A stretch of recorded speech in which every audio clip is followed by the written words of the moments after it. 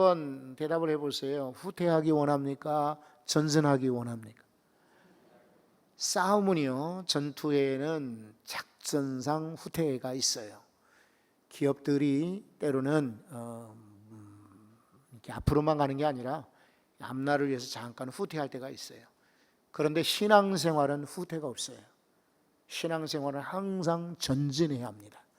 작전상 후퇴는 없어요. 그것은 결국 나중에 퇴보로 그리고 멸망으로 빠지고 말아요. 여러분이 잘 아시는 것처럼 이 강도 만난 사람을 제사장 그리고 레위인 세 번째 사람은 누가 지나갔죠? 사마리아 사람이 지나갔어요. 그런데 이 여리고로 가던 사람, 어디서부터 여리고로 간 줄 아십니까? 예루살렘에서 여리고로 내려가던 길이었어요. 예루살렘은 영적 신앙의 본거지예요. 여리고는 남쪽에 아주 고대 도시로서 비옥한 땅과 장사꾼들이 모여 있는 곳이 여리고였어요.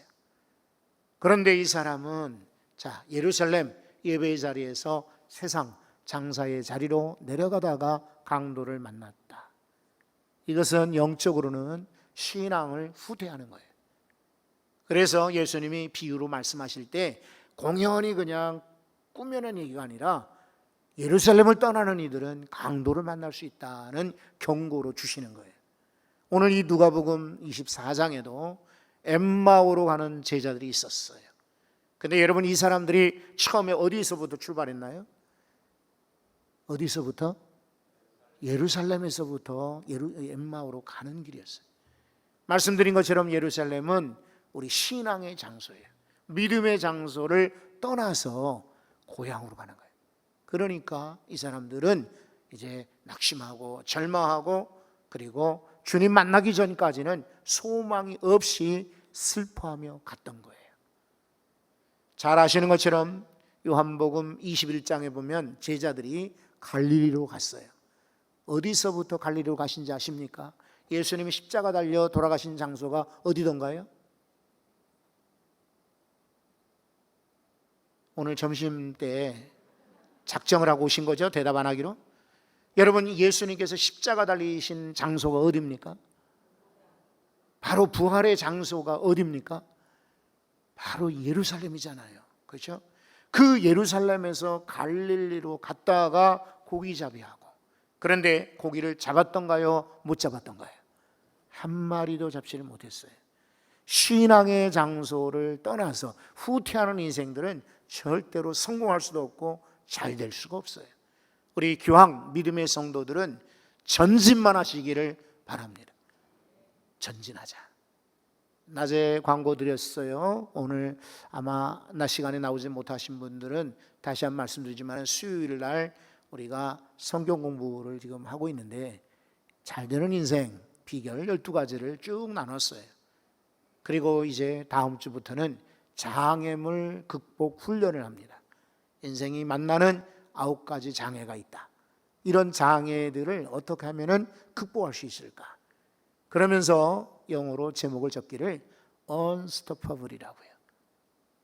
unstoppable, 멈출 수 없다. 전진해야 된다. 이런 뜻으로 그렇게 잡았어요. unstoppable, 장애물 극복 훈련. 그리고 이제 무기력에서 장벽을 넘는 것이다. 또 때로는 우리의 우울증에서 넘어가는 것, 때로는 우리의 차별, 만성질환 이런 것에서 이기는 비결들을 지금 나누려고 교재를 작성하고 있습니다. 이미 교회 홈에 올려놨어요.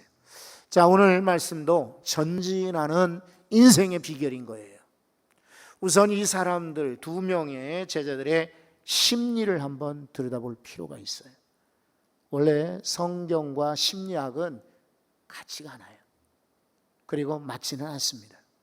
하지만 성경을 더 세밀하게나 혹은 더 흥미롭게 또 더 정확하게 관찰하기 위해서는 다른 세상의 학문들의 렌즈, 안경을 쓰고 들여다볼 필요가 있어요.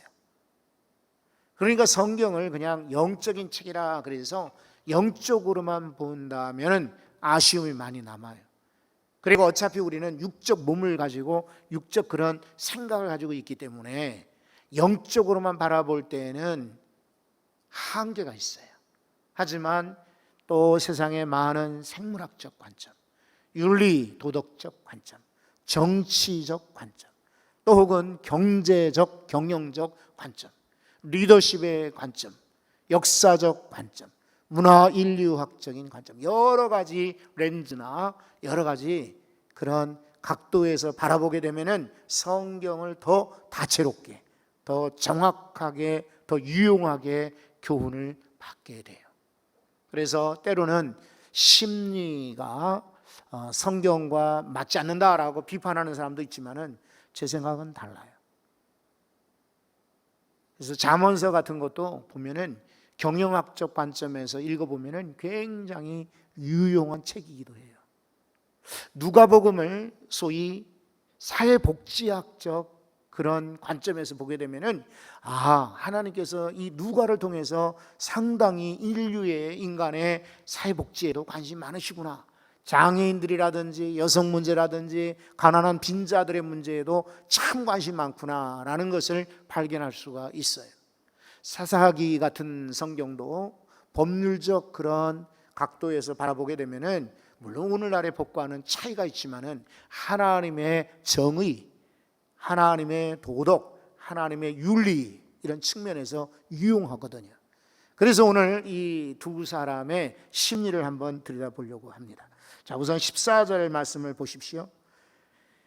그들이 이 둘이 예루살렘에서 25리가 되는 엠마오로 하는 마을로 가는데 14절 말씀 한번 보시겠어요?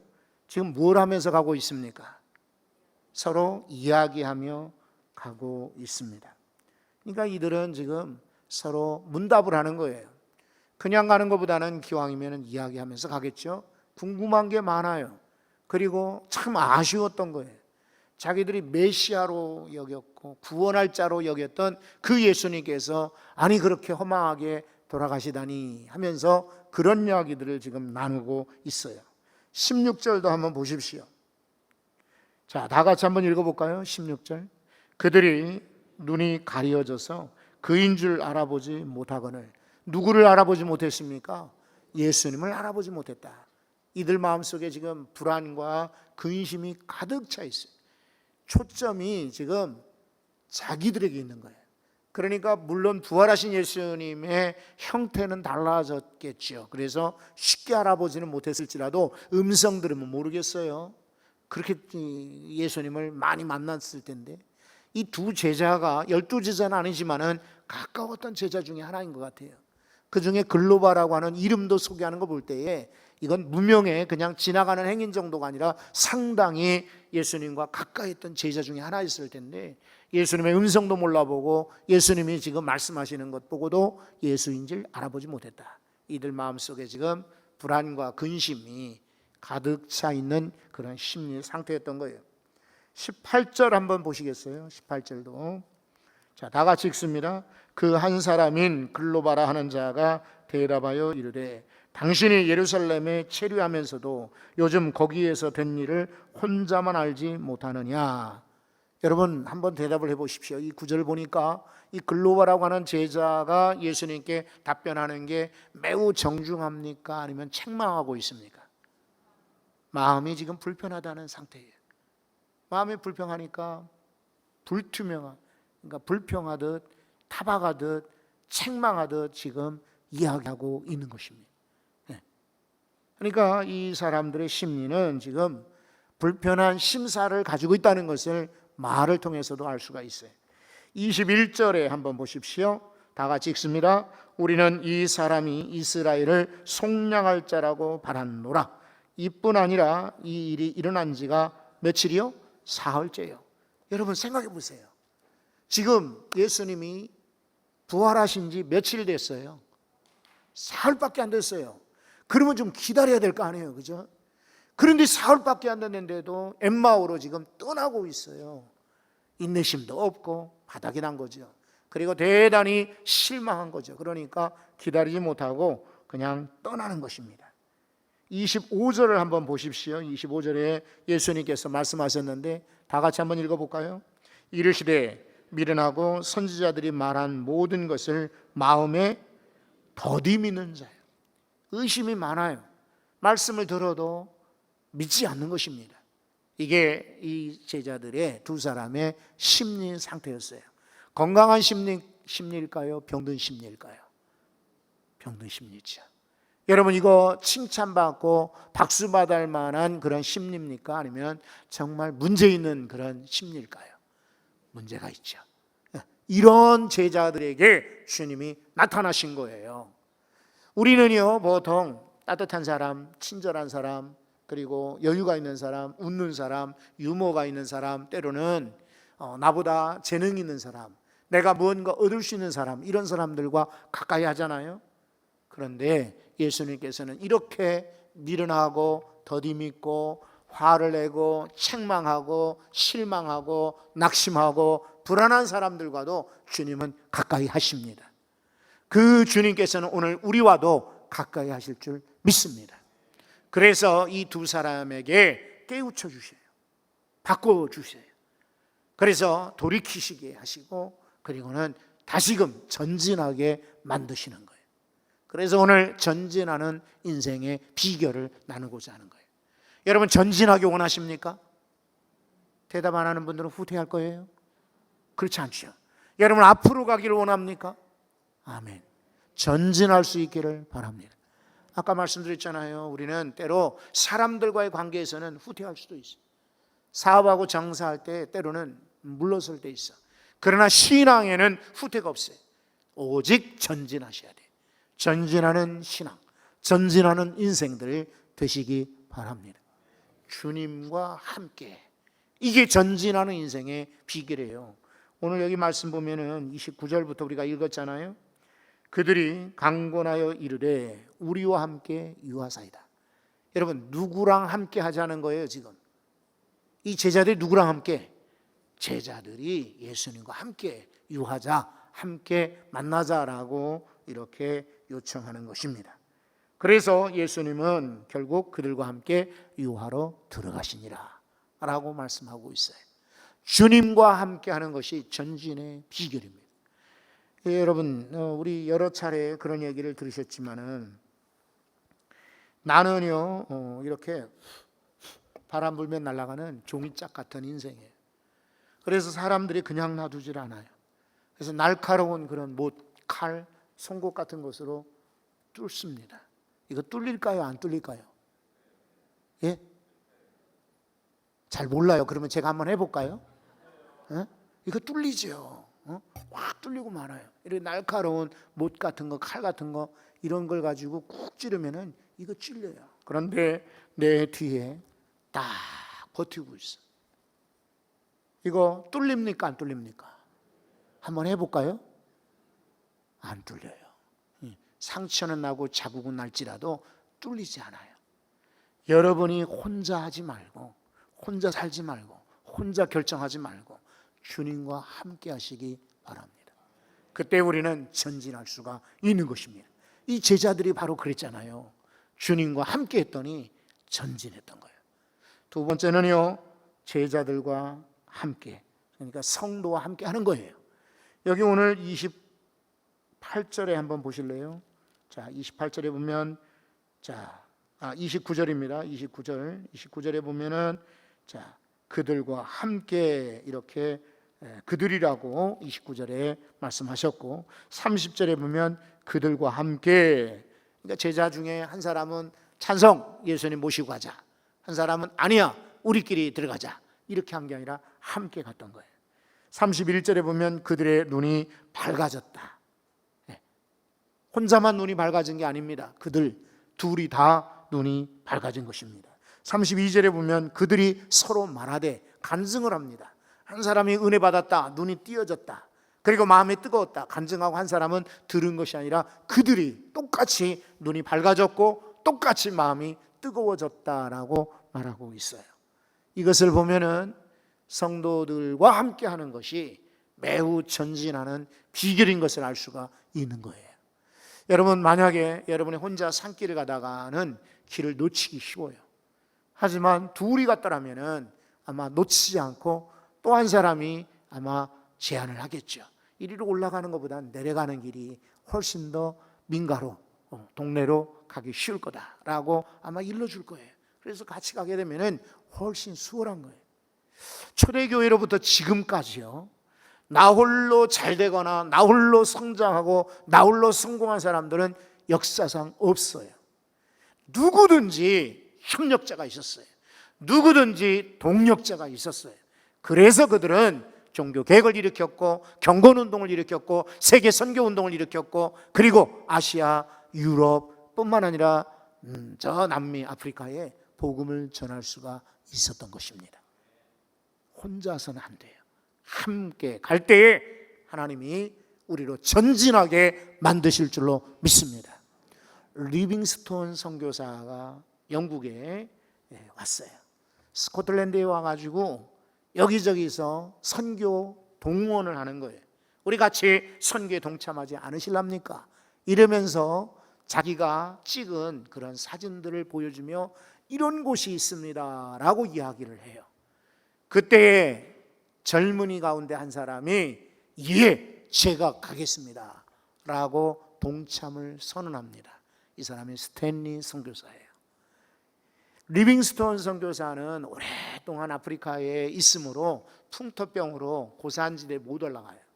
그리고 몸이 약해졌어요. 그런데 스탠리 선교사는 젊은 사람이니까 힘이 아직은 왕성한 거예요. 그래서 저 유명한 빅토리아 호수를 발견을 합니다. 원래 있었지만은 유럽에 소개하는 그런 일을 하고 그 당시 여왕의 이름을 따서 그 큰 아프리카의 제일 큰 호수입니다. 이 호수의 이름을 빅토리아 호수라고 이름을 붙입니다. 이 사람은 높은 킬리만자로 그 산에 올라갑니다. 그리고는 아프리카 지도를 완성을 합니다.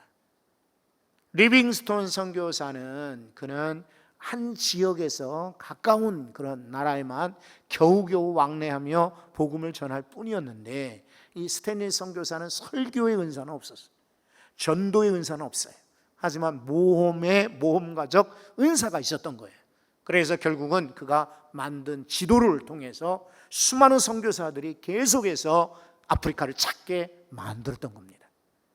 자, 여러분, 만약에 이 리빙스톤 선교사 혼자로라면 아프리카에 복음을 전하기가 어려웠을 것입니다.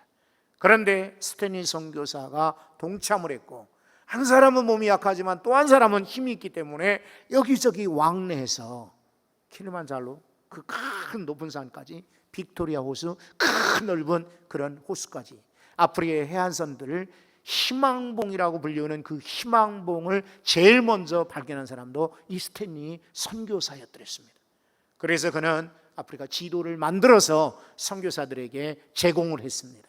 백길과 육지길과 산길과 불악 있는 곳과 민족 있는 곳을 열어주었던 거예요.